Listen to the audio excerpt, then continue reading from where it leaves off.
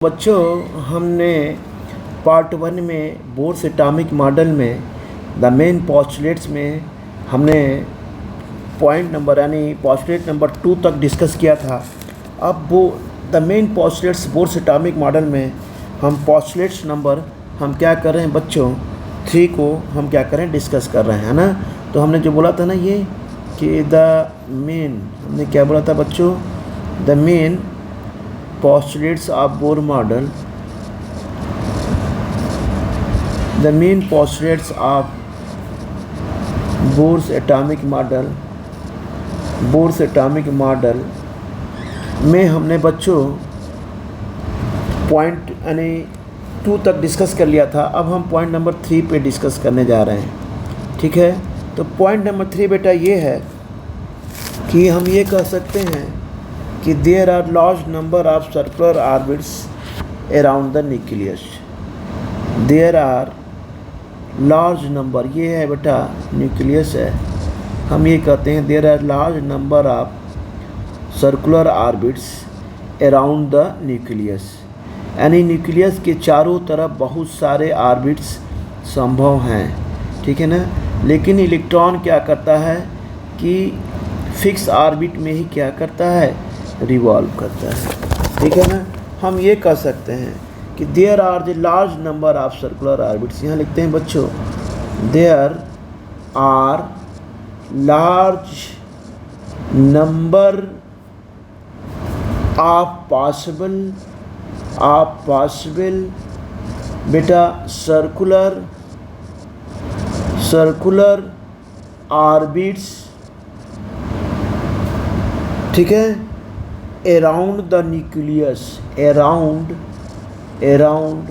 the nucleus, यानी इस nucleus के चारों तरफ बहुत सारे ऑर्बिट्स हैं। देखिए ये ऑर्बिट है, ये ऑर्बिट है, ये ऑर्बिट है, बहुत सारे ऑर्बिट्स संभव हैं, ठीक है। पर क्या होता है कि but electron can move only fix orbit but electron can move, but electron हम कह सकते हैं बेटा can move only certain fix orbit, but electron can move, but electron can move only certain fix orbit, okay, only certain fix orbit. तो क्या होता है बच्चों कि इलेक्ट्रॉन केवल एक फिक्स ऑर्बिट में ही मूव करता है, but electron can move only, हम यहाँ पर लिखेंगे बच्चों certain fix orbit, certain fix orbit, ठीक है, इज नोन एज, हम क्या बोलते हैं बच्चों, हम बोलते हैं स्टेशनरी स्टेट। क्या बोलते हैं, स्टेशनरी स्टेट, स्टेशनरी स्टेट मतलब बोलते हैं, ठीक है ना। यानी there are large number of possible, there are large number of circular possible orbits around the nucleus, but electron can move only certain fix orbit, certain fix orbit. इस orbit को हम किस नाम से जानते हैं, स्टेशनरी स्टेट। अब बच्चों आते हैं स्टेशनरी स्टेट होता क्या है, इसके बारे में थोड़ा सा हम आपको बता दें कि स्टेशनरी स्टेट मतलब होता क्या है। स्टेशनरी स्टेट मतलब ये होता है कि electron move in a fix path, हम कह सकते हैं बच्चों कि electron move in a fixed path, electron move in a fixed path, ठीक है। They do not radiate or lose energy. They do not radiate or lose energy, ठीक है बच्चों। एन इलेक्ट्रॉन फिक्स पाथ में घूमता है, मूव करता है, लेकिन उसकी एनर्जी क्या होती है, लूज नहीं होती है। हम ये कह सकते हैं बच्चों कि it's energy remain constant, its energy remain बच्चों होती है कांस्टेंट। राइट, इनकी एनर्जी कांस्टेंट होती है, ठीक है ना। अब हम आते हैं फोर्थ पोस्टुलेट्स में बच्चों। फोर्थ पोस्टुलेट ये बोलता है कि अगर जो मान लीजिए, पहले यहाँ ध्यान देते हैं, इधर ध्यान देना है आपको इधर, कि ये एक ऑर्बिट है, ठीक है बच्चों, और ये आपका न्यूक्लियस है, ये न्यूक्लियस है। यहाँ से इलेक्ट्रॉन क्या करता है, न्यूक्लियस, ये इलेक्ट्रॉन है बेटा, हियर इज द इलेक्ट्रॉन, इस न्यूक्लियस, और ये है बेटा न्यूक्लियस, इसे क्या बोलते हैं, न्यूक्लियस, जानते हैं आप। न्यूक्लियस और इलेक्ट्रॉन के बीच का डिस्टेंस क्या है, आर, जिसे हम बोलते हैं रेडियस। क्या बोलते हैं बच्चों, रेडियस। ये इलेक्ट्रॉन क्या कर रहा है, v वेलोसिटी से क्या कर रहा है बच्चों, मूव कर रहा है। इसका मास m है, ठीक है। यानी कोई भी चार्जेबल पार्टिकल सर्कुलर पाथ में जिसका मास m है और वेलोसिटी v है, कॉन्टिन्यूअस सर्कुलर पाथ में अगर जो मूव करेगा तो उसका एंगुलर मोमेंटम क्या होगा बच्चों, mvr। तो हम यहाँ कह सकते हैं कि एंगुलर मोमेंटम क्या होगा बच्चों यहाँ पे, mvr, राइट। हम ये कह सकते हैं कि ईच, यानी इलेक्ट्रॉन, हम ये कहें कि इलेक्ट्रॉन, हम कह सकते हैं बच्चों यहाँ ये भी कह सकते हैं कि इलेक्ट्रॉन रिवॉल्व मतलब घूमेगा, electron revolve only those energy levels, only those energy क्या होता है बच्चों, लेवल्स, हुज लेवल्स, ठीक है ना, one he those energy levels का लीजिए, वन ही दोज ऑर्बिट्स कह सकते हैं। हुज एंगुलर मोमेंटम क्या कर सकते हैं बेटा, एनर्जी लेवल्स कह सकते हैं, या हम इसे ऑर्बिट भी कह सकते हैं, या बच्चों क्या कर सकते हैं यहाँ पे, ये भी लिख सकते हैं, या हम बच्चों यहाँ कर सकते हैं आई या आर ऑर्बिट्स, ठीक है। तो ये क्या होता है बच्चों, ऑर्बिट हो गया। तो दो ऑर्बिट्स यानी दो एनर्जी लेवल, यानी electron revolve only those energy levels और ऑर्बिट्स हुज एंगुलर मोमेंटम, बच्चों क्या होता है, whose angular momentum, whose angular momentum mvr is क्या होता है, क्वांटाइज्ड, इस क्या होता है बच्चों, ये quantized, right. And electron hole number किसके होता है, NH/2π के, यानी हम कह सकते हैं इलेक्ट्रॉन होल नंबर क्या होता है बच्चों, होल नंबर, यानी हम कह सकते हैं NH/2π, n तो पता ही आपको। इसे बोलते हैं बोर क्वांटाइज एटम, इसे क्या बोलते हैं बच्चों, इसे बोलते हैं बोर्स क्वांटाइज एटम, क्या बोलते हैं, बोर्स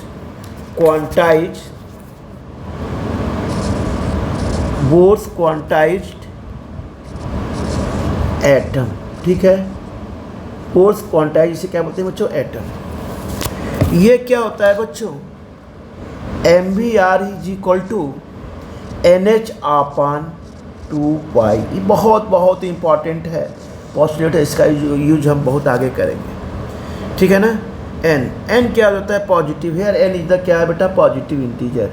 n क्या है बच्चों यहाँ पे, पॉजिटिव, क्या है बच्चों, ये है इंटीजर, ठीक है, पॉजिटिव इंटीजर्स, ठीक है ना। अब हम यहाँ ये भी कह सकते हैं कि बच्चों कि अगर तो n की वैल्यू हमने यहाँ 1 ली तो mvr क्या हो जाएगा यहाँ पे बच्चों, n इंटू, यानी n की वैल्यू n लिया तो मान लीजिए NH/2π है, तो अगर n की वैल्यू हम 1 लेते हैं यहाँ पे तो क्या होगा, n इंटू 1/2π, यानी क्या हो जाएगा बच्चों, ये n की वैल्यू, एक मिनट नहीं, यहाँ ये बच्चों आप यहाँ इसे रखेंगे, आप देखिए यहाँ n की वैल्यू क्या है, 1 हेयर, यानी नम 1, तो यहाँ पे क्या होगा 1 इंटू h/2π, तो क्या हो जाएगा बच्चों, h/2π, ठीक है ना। अब मान लीजिए n की वैल्यू हमने 2 लिया यहाँ पे, तो MBR क्या हो जाएगा बेटा, ये 2 × h/2π, यानी होगा ये 2 कैंसिल हो गया, हम कर सकते हैं h/π। इसी तरह हम क्या करेंगे, n की वैल्यू हम 3 लिया हमने, तो MBR = 3h/ हो जाएगा बच्चों 2π। तो इसे हम कर सकते हैं, क्या हो जाएगा 1/5, क्या हो जाएगा ये 1/5h, क्या होगा ये पाई, ठीक है ना। तो इस तरह से हम क्या करेंगे, इसे करेंगे। अब हम आते हैं बोस पोस्टुलेट्स नंबर 4। ये बेटा 4 पोस्टुलेट्स है। ये क्या कहता है, इलेक्ट्रॉन, ये बोलता है बच्चा electron can move from one energy level to another energy level. हम ये कहते हैं कि ये कह रहा है, जैसे हमने ये एक डायग्राम बनाया, ये न्यूक्लियस है बच्चों, ये आपके ऑर्बिट्स है, ये क्या है पॉसिबल आपके ये ऑर्बिट्स है, ठीक है ना बच्चों। तो ये कह रहा है इलेक्ट्रॉन मतलब अगर जो किसी इलेक्ट्रॉन क्या करता है, मूव करता है, अगर हम इलेक्ट्रॉन को एनर्जी देंगे तो ये कहाँ जाएगा, सीधे यहाँ जाएगा। इसको क्या बोलते हैं बेटा, ये इलेक्ट्रॉन यहाँ आ गया। ये क्या है बच्चों, ये ग्राउंड स्टेट है, इसे क्या बोलेंगे, ये है बच्चों ग्राउंड स्टेट। ये क्या है बच्चों, ग्राउंड स्टेट। ये क्या है बच्चों, यार इलेक्ट्रॉन यहाँ पे क्या है, इसे बोलेंगे एक्साइटेड स्टेट। क्या बोलेंगे, ये है एक्साइटेड स्टेट। यहाँ पे एनर्जी क्या होती है बच्चों, एनर्जी होती है यहाँ पे एब्जॉर्ब होती है। क्या होती है बच्चों, एनर्जी यहाँ पे एब्जॉर्ब होती है। यहाँ पे एनर्जी क्या होती है, जब इलेक्ट्रॉन आता है यहाँ से हायर एनर्जी लेवल से, कहाँ आता है, लोअर में बच्चों, ग्राउंड स्टेट में। तो यहाँ एनर्जी क्या करता है, ये हम कह सकते हैं बच्चों, यहाँ एनर्जी क्या करता है, ये रिलीज करता है। क्या करता है बच्चों, ये रिलीज करता है। यानी इलेक्ट्रॉन वन स्टेट से अनदर स्टेट में, यानी इलेक्ट्रॉन अगर जो हायर एनर्जी लेवल से लोअर एनर्जी में आएगा तो एनर्जी रिलीज करेगा, और लोअर से हायर में जाएगा, एक्साइटेड स्टेट में जाएगा, तो वहाँ एनर्जी क्या करेगा बच्चों, एब्जॉर्ब करेगा, ठीक है ना। अच्छा, इनका हम ये कह सकते हैं, यहाँ पे हम इसे ये कह सकते हैं बच्चों कि इलेक्ट्रॉन हम यहाँ लिख सकते हैं, इलेक्ट्रॉन नोट कर लीजिए कि electron can move from one energy level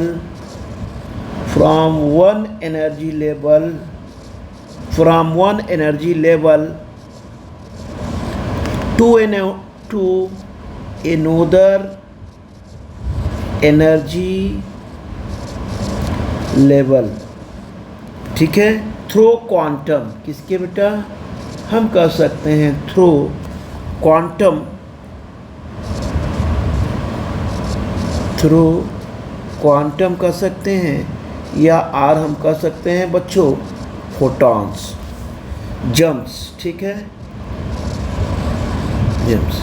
when orbit with the lowest energy it said be ground state, हमने बोला था, ठीक है ना। हमने यहाँ क्या बोला था कि जो लोवेस्ट ऑर्बिट है उसे हम क्या कह सकते हैं, ग्राउंड स्टेट। यहाँ इस पॉइंट को भी नोट कर लीजिए, व्हेन ऑर्बिट लोवेस्ट एनर्जी, यानी ग्राउंड स्टेट में लोवेस्ट एनर्जी होती है, लोवेस्ट एनर्जी हम कह सकते हैं बच्चों it is said to be ground state. क्या कह सकते हैं, it is said to be ground state. क्या बोलेंगे बच्चों, it is said to be ground state. हम कह सकते हैं बेटा इट कैन, ये भी नोट कर लीजिए, it can jump from lower, इसे लर्न करना है आपको, lower energy level, and lower energy level या कह लीजिए lower orbit, lower energy level to higher energy level. अगर लोअर एनर्जी से हायर एनर्जी लेवल में जाता है, हायर एनर्जी लेवल में जाएगा तो ये क्या करेगा, ये और लोअर से हायर में जाएगा बच्चों, तो क्या करेगा, हायर एनर्जी लेवल। तो दिस इज नोन एज, हम किस क्या बोलेंगे बेटा, ये एक्साइटेड स्टेट। हम बोलेंगे this is known as excited state. क्या बोलेंगे बच्चों, ये एक्साइटेड स्टेट। हेयर हम ये कह सकते हैं बच्चों हेयर कि अगर जो हायर एनर्जी लेवल में है, क्या है बच्चों, अगर इलेक्ट्रॉन हायर एनर्जी लेवल में है, अगर बच्चों इलेक्ट्रॉन, तो एनर्जी क्या करेगा, एनर्जी क्या करेगा बच्चों, एब्जॉर्ब करेगा। क्या करेगा बच्चों, हमने बोला था एब्जॉर्ब करेगा, या आर क्या करेगा बच्चों, गेन करेगा। ठीक है, हम इसे बोल सकते हैं del E is equal to, बेटा हो जाएगा ई क्या होगा, हाई एनर्जी लेवल, टू क्या होगा बच्चों, ई लो एनर्जी लेवल। ये किसके हो जाएगा, फोटॉन। ये फॉर्मूला, इसको भी आपको लर्न करना है। ठीक है, अब ये क्या कर रहा है, ई एनर्जी, अगर जो बेटा ये एब्जॉर्ब करेगा, तो हम यहाँ लिखेंगे एनर्जी, अगर जो एब्जॉर्ब कर रहा है, हम यहाँ लिखेंगे एनर्जी एब्जॉर्ब करेगा, तो हम कौन सा फार्मूला अप्लाई करेंगे, यहाँ पे लिखेंगे del E is equal to change in energy, ई बच्चों हो जाएगा E2 माइनस E1। इसे हमें ध्यान रखना है। ठीक है, ये हो जाएगा बच्चों H। अब हम आते हैं एनर्जी अगर जो इमिटेड होगी, एनर्जी क्या करेगा बेटा, अगर वो रिलीज करेगा, क्या करेगा, ये रिलीज करेगा या इमिटेट करेगा आर, तो क्या होगा, del E is equal to हो जाएगा बच्चों E1 माइनस E2, ये हो जाएगा H म्यू के। ये आपका फार्मूला हम क्या करेंगे बच्चों, अप्लाई करेंगे। अब इट्स के लिए बेटा, इट्स क्या है, लिमिटेशंस, हम ये कह सकते हैं it has applicable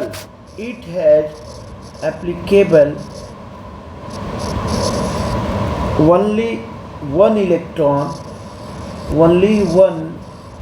electron atom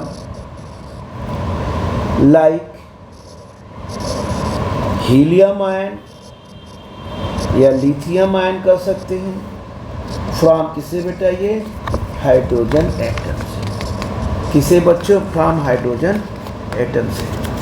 which have more then, क्या है बेटा, ये इसके ये हम कर सकते हैं विच हैव, यहाँ नोट कर लीजिए, which have more than one electron, which have more than one electron. अब this model fails to explain. अब बेटा बहुत इंपॉर्टेंट है बच्चों, ये हमेशा पूछा जाता है कि ये मॉडल क्यों फेल हुआ। This model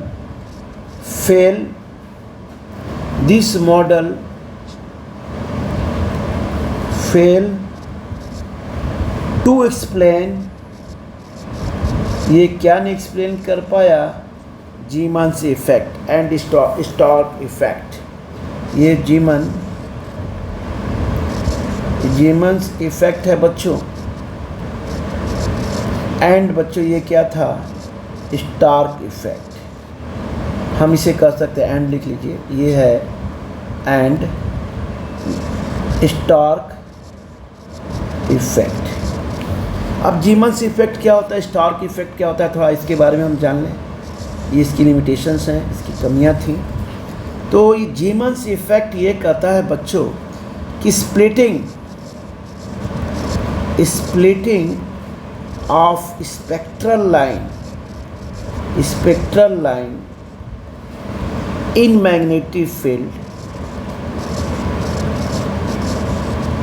magnetic field is called,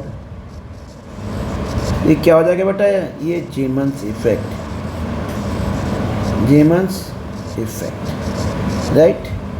यानी कि मान लीजिए ये मैग्नेटिक फील्ड है, यहाँ पर वन इलेक्ट्रॉन जाता है, लेकिन यहाँ पे जाके क्या होता है, मल्टी इलेक्ट्रॉन में क्या होता है, ये कन्वर्ट हो जाता है। इसको इसने एक्सप्लेन नहीं कर पाया। ये मैग्नेटिक फील्ड है, क्या है बच्चे वो, ये क्या है आपका, ये मैग्नेटिक फील्ड है। Here is the magnetic field. यहाँ जाते ही इलेक्ट्रॉन, या 1 इलेक्ट्रॉन रहता है, यहाँ जाते जाते क्या होता है, स्प्लिट हो जाता है, कई सारे इलेक्ट्रॉन यहाँ हो जाते हैं। इसी तरह क्या है बच्चों, ये स्टार्क इफेक्ट है। स्टार्क इफेक्ट में बस वही बात है कि ये क्या होता है, ये इलेक्ट्रिक फील्ड होता है। ये इलेक्ट्रिक फील्ड में जाने पे क्या होता है, ये लिख सकते हैं Stark effect, effect of electric field. हम यहाँ पर ये बच्चों कर सकते हैं कि effect of electric field on excited atom, split up of spectral line।